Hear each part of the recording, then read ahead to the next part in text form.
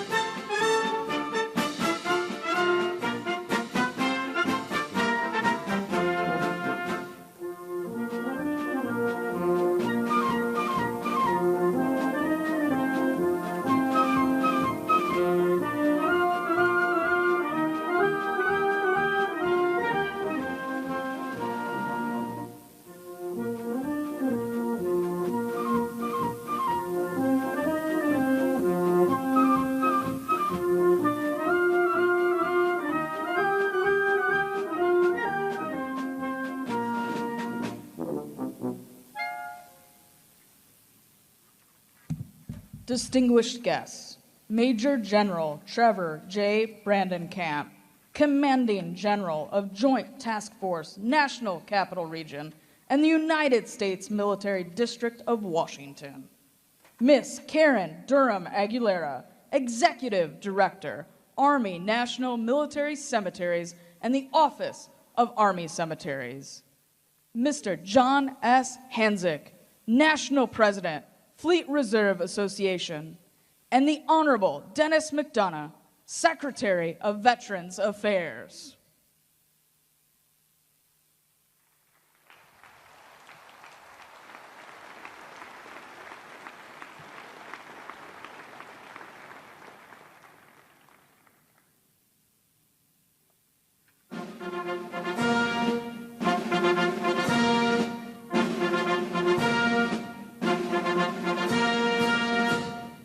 Distinguished guest, the President of the United States.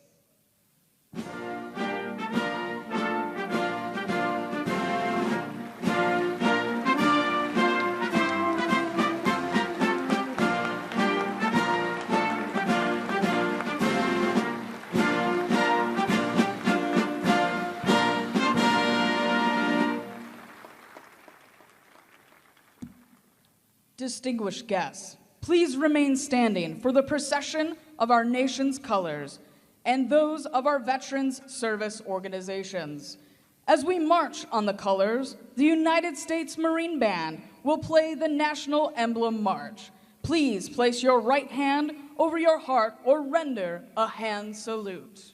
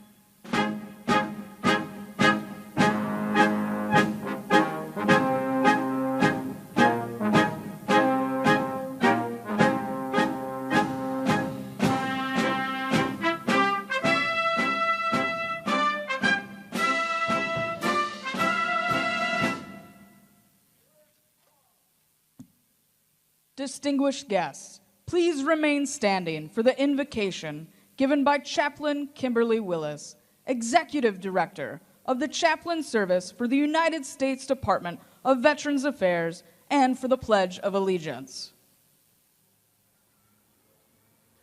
Good morning. Please join me in a prayer commensurate with your faith tradition. Let us pray.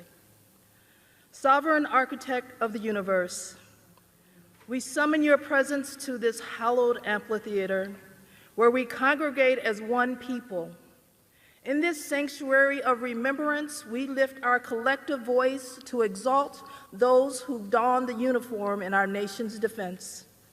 These stalwart guardians, champions of America's loftiest ideas, have stood as sentinels of human dignity, freedom's fierce advocates, and justice's unwavering allies. From twilight last gleaming to dawn's early light, they've maintained their vigil on terra firma across turbulent seas, in skies both serene and storm-tossed, and even unto the stars themselves. Their sacrifice has been the mortar binding the bricks of our shining city on the hill, a beacon of hope for all, from the mightiest to the most humble. You, O divine weaver of destinies, know intimately each thread in the tapestry of their lives, every name, every face, every silent burden borne. Omniscient healer, you perceive the wounds both seen and unseen, the scars etched upon body and soul. Your balm of comfort envelops those awaiting the return of those missing in action and those who have lost their beloved to the altar of liberty. Your strength, O bulwark against grief's relentless tide. Benevolent Creator, we beseech your blessings upon the Department of Veteran Affairs and veteran service organizations who champion our veterans' cause. Extend your grace to the families and caregivers who walk alongside our heroes, and guide the hands of those tasked with mending the wounds of war. Finally, we ask that you bless each person here today with the strength to carry forward the torch of democracy. May we be found worthy of the legacy our veterans have entrusted to us by tending to the garden of freedom with vigilance and care, and may God continue to bless the United States of America, guiding us to realize our promise. In your holy name we pray, amen. Now, I'd like to invite Mr. John S. Hanzik, National President, Fleet Reserve Association, to lead us in the Pledge of Allegiance.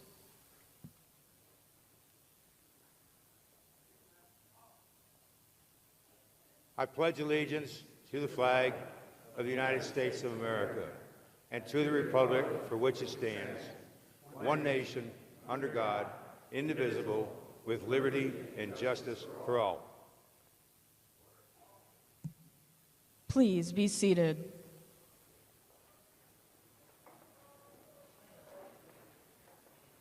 It is now my distinct privilege to introduce you the members of the Veterans Day National Committee.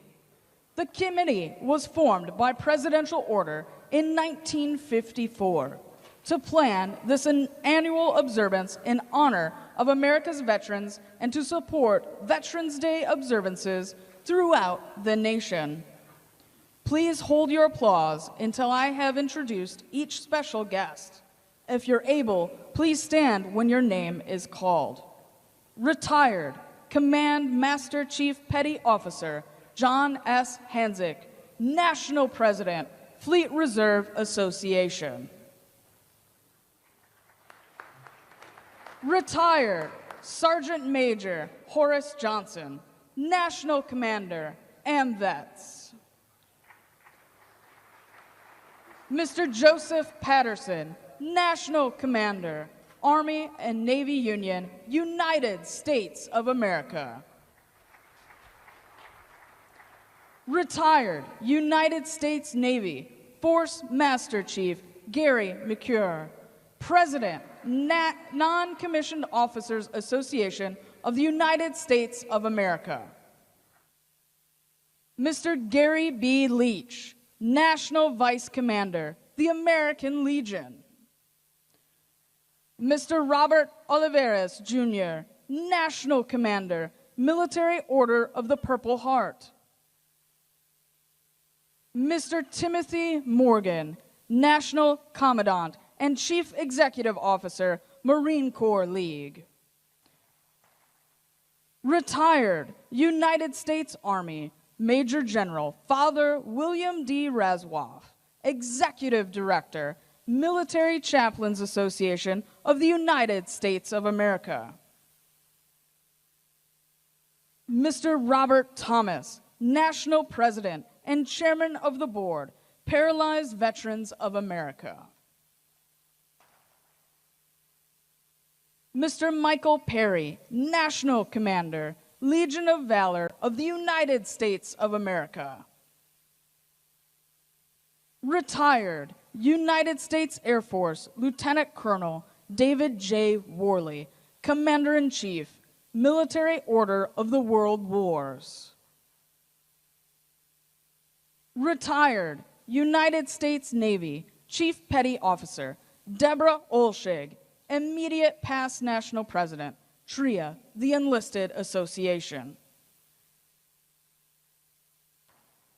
Retired United States Army Colonel Paris Davis, Medal of Honor recipient, Congressional Medal of Honor, Society of the United States of America. Mr. Daniel Contreras, National Commander, Disabled American Veterans. Retired United States Air Force Lieutenant General Brian Kelly, President and Chief Executive Officer, Military Officers Association of America. Commander Catherine Jakes, Chair, Board of Directors, Commissioned Officers Association of the United States Public Health Service. Mr. Keith Reed, Chief Executive, Air Force Sergeants Association. Mr. Michael Stetz, National Commander, Polish Legion of American Veterans of the United States of America. Retired United States Army, Sergeant First Class David Pickett, National President, Korean War Veterans Association of the United States of America. Mr. David Rodriguez, Sr., National Commander, American GI Forum of the United States. Mr. Lawrence Wolf, National Commander, Catholic War Veterans. Mr. Paul Mims, National President, Blinded Veterans Association. Retired United States Army Command Sergeant Major Gary Ginsberg, National Commander, Jewish War Veterans of the United States of America. Mr. John McManus, National President, Vietnam Veterans of America. Mr. Tim Peters, National Junior Vice Commander-in-Chief, Veterans of Foreign Wars of the United States. The Associate and Emeritus members of the committee are also here with us today. I'd like to ask the Presidents and National Commanders who comprise of our Associate and Emeritus membership to stand and be recognized. Distinguished guests, please join me in recognizing our veterans' national leadership with your applause.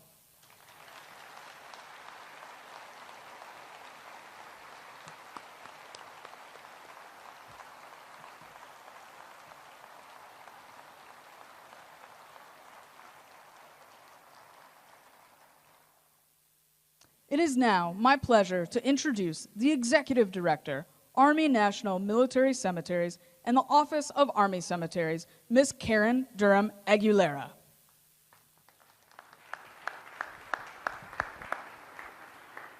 Hey, good morning. What a beautiful day. But every day is a beautiful day here at Arlington National Cemetery. On behalf of the Secretary of the Army, Honorable Wormuth, and the dedicated men and women who serve here, welcome to Arlington National Cemetery. I especially extend a warm welcome to President Joe Biden. Thank you, Mr. President, for being with us.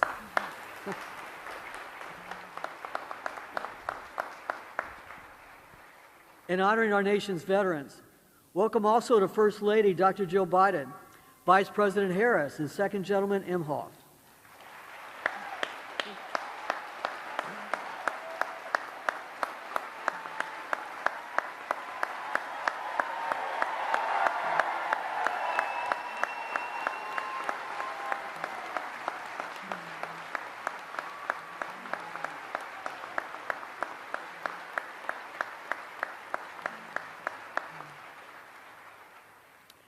I want to thank the host for today's observance, Secretary of Veteran Affairs McDonough, and his key guests, Fleet Reserve Association National President Mr. John Hansick. Welcome. Our Secretary of Defense, Lloyd Austin, and our Chairman of the Joint Chiefs of Staff, General C.Q. Brown. Welcome also to visiting dignitaries, Cabinet Secretaries, Service Chiefs, our veterans and families, and everyone watching across our great nation. Thank you for being with us. The theme of Veterans Day 2024 is a legacy of loyalty and service. For over 160 years, Arlington National Cemetery's legacy has been to serve, proudly and honorably, as the final resting place for more than 420,000 service members and their families. I cannot think of a more fitting place than here, the very center of our nation's most hallowed grounds, to commemorate and honor America's past, present, and future service members. Arlington National Cemetery embodies our nation's enduring gratitude for our veterans. Each grave marker and monument tell a story of service, commitment, and sacrifice. These 639 acres represent a solemn gathering place for families and friends to remember their service members, celebrate their contributions, and take comfort in their everlasting legacy that continues to uplift our country today. It is poignant that each person here today and across the nation, we can all recall the impact a service member has had on our lives, whether personally or through the steadfast protection of our nation. The courageous actions of those who serve have an enduring legacy, not just in the United States, but across the world. And as you walk the grounds of our nation's most sacred shrine, remember, no gravesite at Arlington National Cemetery can ever be purchased. Each must be earned with honorable service. To those with family or friends laid to rest here, please know we will always take care of your loved one. Remember them and recognize their service to this great nation. This commitment is the heartbeat of our mission, and each day it inspires every one of our active duty, veteran, and civilian employees. To serve here is an honor and a privilege. I extend my gratitude to spouses, parents, family members, and the Gold Star community for your unwavering devotion and commitment to your loved ones who have served or are currently serving in any capacity. Your courageous support does not go unnoticed. And for veterans, you are the backbone of our country. You have taken an oath to honor and protect our country.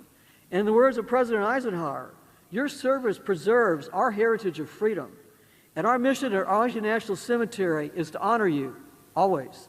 We see you and we celebrate your legacy, loyalty, and service today and every day. Again, welcome to Arlington National Cemetery. Thank you.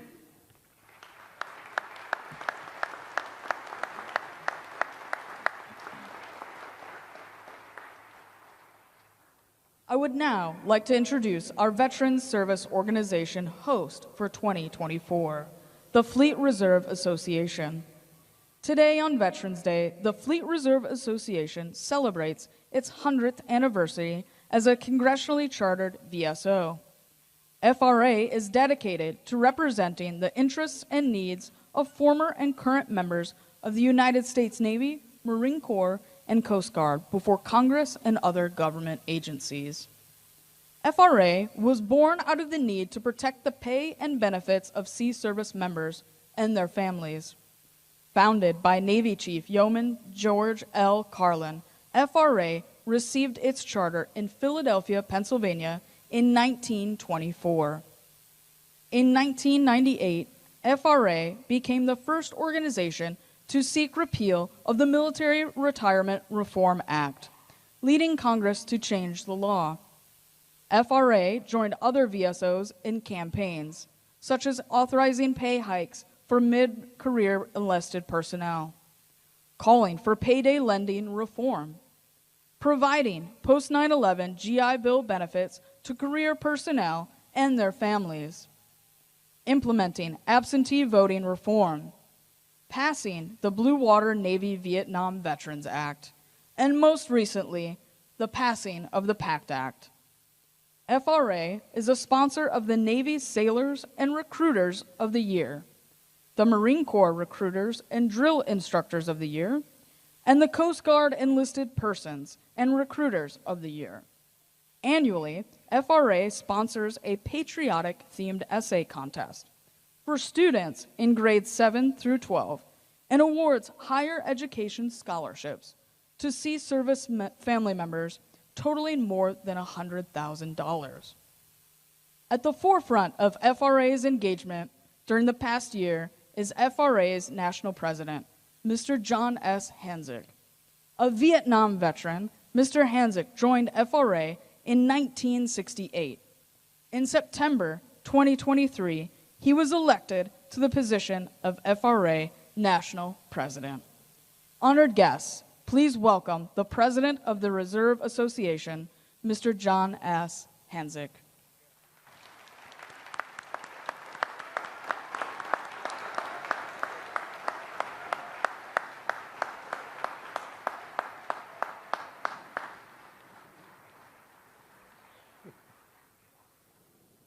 Good morning, everyone. Thank you for attending the 2024 Veterans Day service here at Arlington. We gather here in these hallowed grounds to honor and give thanks to all our veterans for their service and sacrifice in protecting our great nation. Some of my thunder was stolen a little bit ago, but I'm going to say this anyway. In 1954, under then-President Dwight Eisenhower, Armistice Day was transitioned to become Veterans Day to honor and include all veterans. I believe it was his intent when he said to include all veterans. He also meant veterans who had made the ultimate sacrifice. To my fellow veterans, I salute you. And I thank you for your service and sacrifice. But there's another group out here today and across this great nation that also deserves recognition. It's our families and our loved ones who support and sacrifice us while we serve. We couldn't have done our jobs without their support. And to you, I also say, from the bottom of my heart, thank you.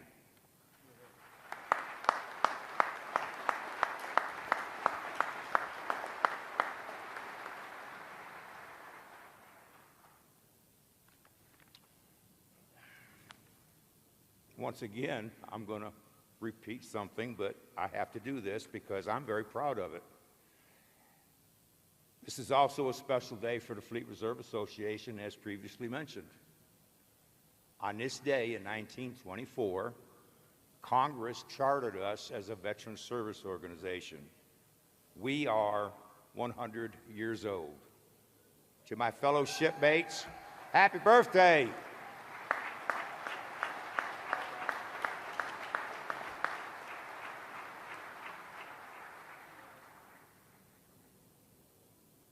I mentioned to the VA secretary a moment ago before I got up here to speak, never in my wildest dreams did I ever imagine becoming national president, let alone for the centennial, or the honor and privilege to address all of you today. But again, I want to say thank you for attending. God bless our troops. Bring them home safe. God bless our families and their families, and keep them safe. And God bless America. Now I am honored to introduce the host for today's ceremony and our chair for the Veterans Day National Committee and the Secretary of Veterans Affairs, Denis McDonough. Mr. Secretary. Thank you, John. My pleasure. Thank you. Yes, you do. Yes, sir. Thank you so much. John, thank you very much for that introduction, for your leadership of the Fleet Reserve Association, and a special thanks to your team for partnering with VA and hosting today's ceremony. Mr. President, Dr. Biden, Madam Vice President, Mr. Emhoff, Ranking Member Takano, teammates among the cabinet members, most importantly, all the veterans, your families, caregivers, and survivors, good morning. In all of America, there is no place more sacred than the ground we stand on today here in Arlington and across our country's national and state veteran cemeteries. Here lie in eternal rest presidents and privates, five-star generals, Medal of Honor recipients, and anonymous heroes known but to God. There are veterans from every American war since the Revolution, including veterans of the wars in Iraq and Afghanistan buried in Section 60. Every new grave dug, every benediction murmured, every tear shed, every solemn commitment to this hallowed ground tells the story of our nation's history. Yet as I look around, I see something else too. I see friends, loved ones, family members of veterans. Some sitting next to their veteran, holding hands, grateful for their presence. Others here to mourn their lost loved one, buried within these sacred hills overlooking our nation's capital. As John just said, military and veteran family members may not wear a uniform, but their courage and sacrifice are profound and worthy of our admiration. Military families endure the hardships of long deployments and training exercises without their loved ones. They pick up their lives and move across the country, even across the globe when their service member gets a new assignment. They selflessly care for the injured or ill service member or veteran when they're unable to care for themselves. So we're here today to honor them as well. I'm thinking of veteran family members like Angela Bell.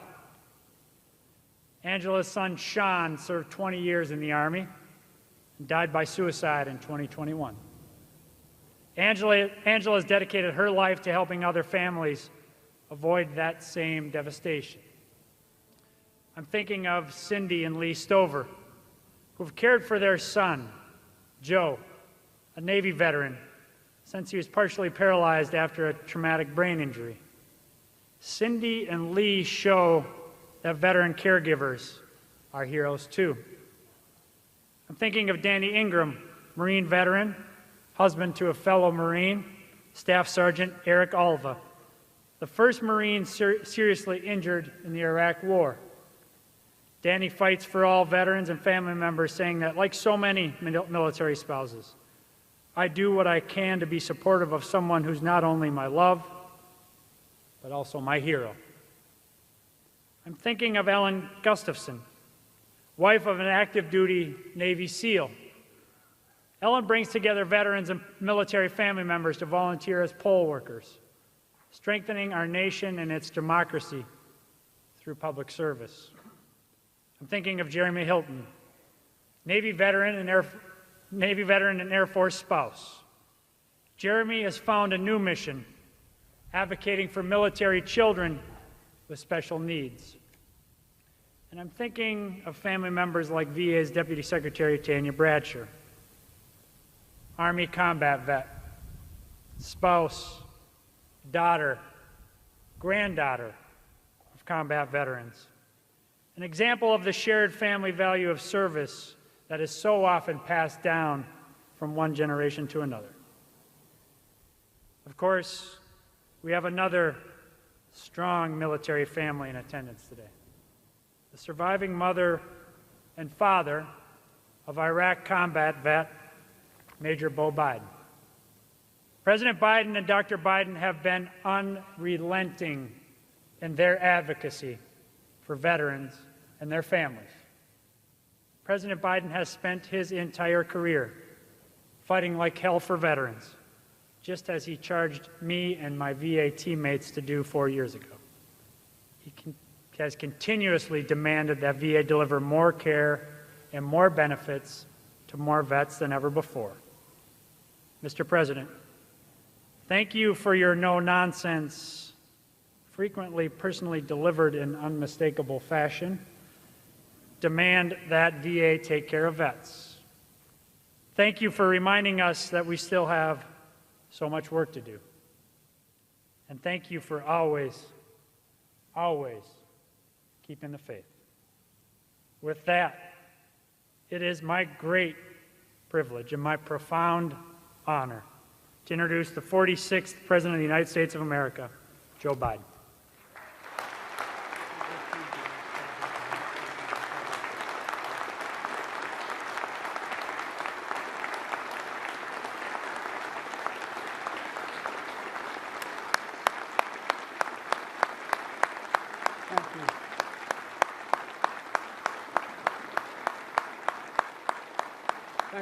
Thank you. It's a great honor to be standing here again. Over 160 years ago, during what would become his final days in office, President Abraham Lincoln addressed this nation, and he said, "Let us strive on to finish the work we're in, to bind up the nation's wounds, to care for him who shall have borne the battle." My fellow Americans, First Lady, Vice President Harris, and Second Gentleman, Secretary Blinken, Austin, McDonough, Mayorkas, Chairman Brown, most importantly, our veterans, service members, and their families. I've said it many times before. I got in trouble for saying it when I was a young senator. I said, we have many obligations, but only one truly sacred obligation. Sacred. To prepare those we send into harm's way and to care for them and their families when they return home and when they don't. It's an obligation, not based on party or politics, but on a promise that unites us all. Today, as we strive on to finish the work of our moment, to bind the nation's wounds once again, we commit and recommit to this sacred vow. This is the last time I will stand here at Arlington as Commander-in-Chief. It's been the greatest honor of my life to lead you, to serve you, to care for you, to defend you, just as you defended us. Generation after generation after generation. You are the greatest fighting force, and this is not hyperbole, the finest fighting force in the history of the world. I'll never forget standing at Valley Forge, our nation's first soldiers laid down their lives to deliver a nation where everyone is entitled to inalienable rights, life, liberty, pursuit of happiness. And I'll never forget walking the hills of Gettysburg, where thousands more shed their blood to make those words real. I'll never forget in Belleau Woods, visiting there to pay tribute to the heroes who stepped on that beach, or standing in the cliffs of Normandy 80 years after D-Day to honor the service members and veterans who literally saved the world with absolute heroism. Just standing there, you wonder how in God's name did they have the courage to do what they did. I'll never forget visiting bases in Korea, where America's sons and daughters answers a call to defend the people they had never met. For paying my respects in Hanoi, where so many of our troops defended democracy, including my friend and once worked for me, Senator John McCain. I'll never forget my trips to Afghanistan and Iraq, where tour after tour, young men and women served and sacrificed to keep our nation safe. 4 presidents faced a decision after we had gotten bin Laden whether to end our longest war in history in Afghanistan. I was determined not to leave it to the 5th. Every day I still carry a card with me, my schedule every single day for the last 10 years. On the back of my schedule it says, U.S. daily troops in Afghanistan. U.S. troops died in Afghanistan as of today, 2,465. Troops wounded in Afghanistan, 20,769. U.S. troops, Iraq, died in Iraq, 4,620. Wounded in Iraq, 32,766. Ladies and gentlemen, this is my duty as president, but also as a parent. Like many of you, our son Beau Biden deployed in Iraq for a year with the Delaware National Guard. I still remember the day he asked me to pin his bars on him. He stood ramrod straight. How proud Jill and I and our entire family felt. Like so many of you, we also remember how hard it was when he was deployed. Empty seats at the dinner table, missed holidays and birthdays, prayers of hope and worry, repeated every morning and every night. Just as we ask everything of our veterans, we ask everything of their families. The English poet John Milton wrote, and I quote, "They also serve who only stand and wait, as so many of you have." So for all the military families, to all those with a loved one still missing or unaccounted for, to all Americans grieving the loss of a loved one who wore the uniform, Jill and I want you to know we see you, we thank you, and we'll never stop working to meet our sacred obligation to you and your families. Jill and I, Doug and Kamala, our entire administration, are proud of our work over the past 4 years. Together we passed more than 30 bipartisan laws to support our veterans and their families, caregivers, and survivors. We brought veterans' homelessness down to a record low. We delivered more benefits to more veterans than any ever before in VA history.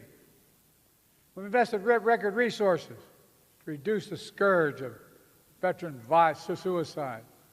We took action to protect veterans from scams because no veteran should be defrauded by those they defended. All these actions are vital, but I'm particularly proud of finally passing the PACT Act.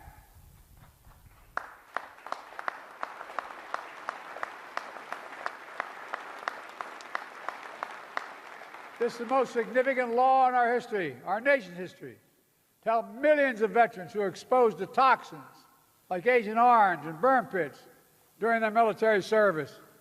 Pits the size of football fields that incinerated the wastes of war, tires, chemicals, batteries, jet fuel, and so much more. Pits that left too many veterans with headaches, numbness, dizziness, asthma, and cancer. The PACT Act has already helped over 1 million veterans and their families get the benefits they deserve. They deserve those benefits.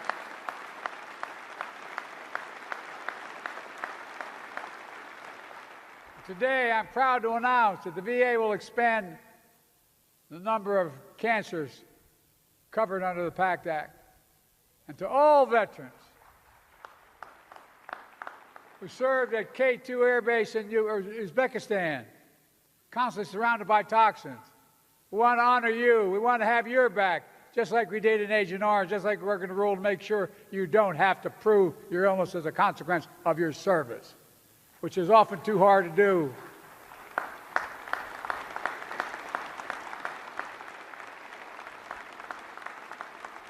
God willing, we will make sure that any rare condition you've developed is covered. We're committed to getting this rule in place by the end of my term. Folks, this matters. Too many of our nation's veterans have served only to return home to suffer from permanent effects of poisonous chemicals. Too many have died like our son Bo and like Sergeant First Class Heath Robinson, from whom the PACT Act was named. A couple years ago, after I signed the PACT Act, I handed a pen to his daughter, Braylee. She and her mom are with us today. I don't know where you are, but God love you. There they are. Stand up, ladies.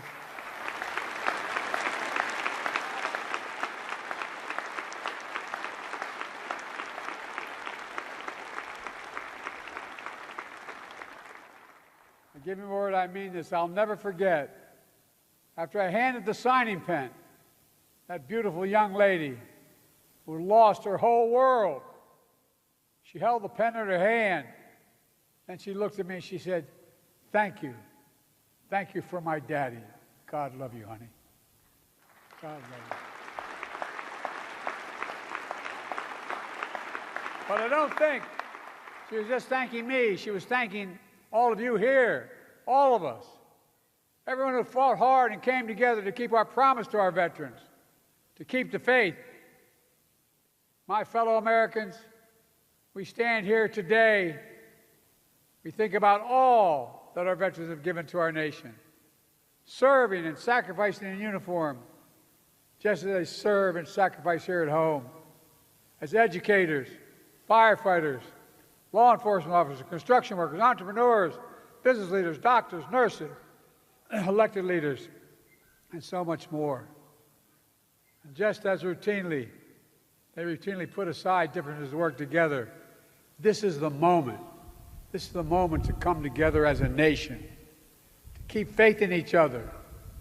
The world is dependent on each of you and all of us, all of you, to keep honoring the women and the men and the families who have borne the battle, to keep protecting everything they fought for, to keep striving to heal our nation's wounds, to keep perfecting our union. We're the only nation in the world built on an idea. Every other nation is based on things like geography, ethnicity, religion. But we're the only nation, the only in the world, built on an idea. And that idea is we're all created equal, deserve to be created equal throughout our lives. We haven't lived up to it every time, but we've never walked away from it. Even when it's hard, especially when it's hard. And today, standing together to honor those Americans who have dared all, risked all, and given all to our nation, we must say clearly, we never will give up. God bless our veterans and their families. And may God protect our troops today and always. God love you. Thank you so much.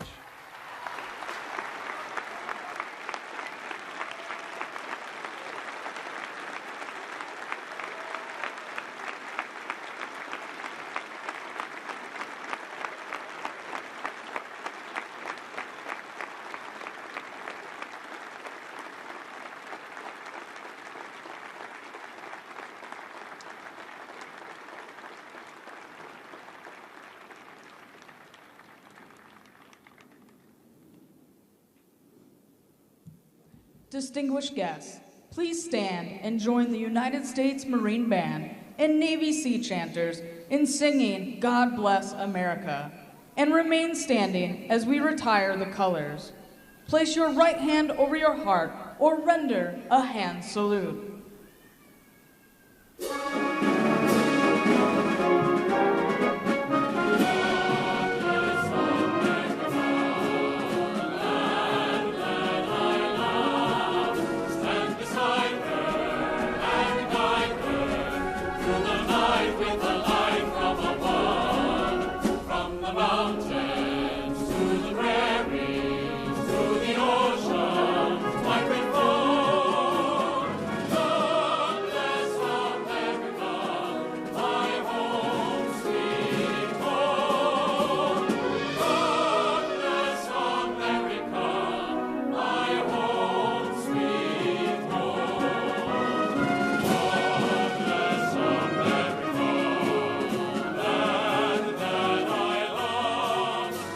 Beside her, through the night with the light from above.